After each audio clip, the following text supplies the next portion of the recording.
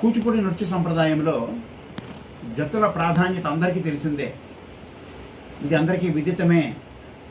ఆ జతులని మనం ఏ విధంగా అనాలి, ఏ విధంగా నటువాంగం చేయాలి, ఏ విధంగా తాళం పలకాలి అనేది మనం చూద్దాం. ఇప్పుడు చతురస్ర జాతి ఆది తాళం. చతురస్ర జాతిలో కూచిపూడి సంప్రదాయంలో 4వ జతి ఏ విధంగా ఉందో చూద్దాం.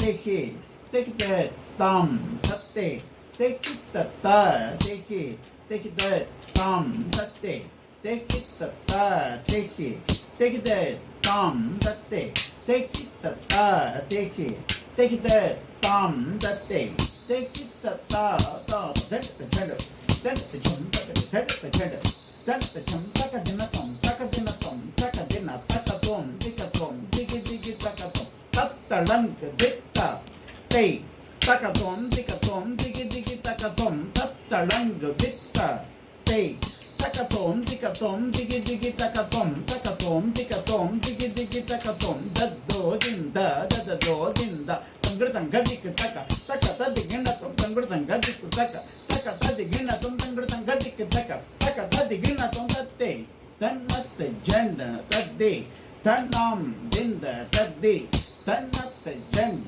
తద్ది తన్నాం దింద దట్ జం తన్నత జం తక దినతం తక దినతం తక దినతం. ఈ విధంగా మనం చతురస్ర జాతిలో కూచిపూడి సంప్రదాయ పద్ధతిలో 4వ జతిని తెలుసుకున్నాం కదా. అలాగే 5వ జతి చతురస్ర జాతి కూచిపూడి సంప్రదాయ పద్ధతిలో 5వ జతి ఏ విధంగా ఉంటుందో మనం నట్టువాంగంలో తెలుసుకుందాం.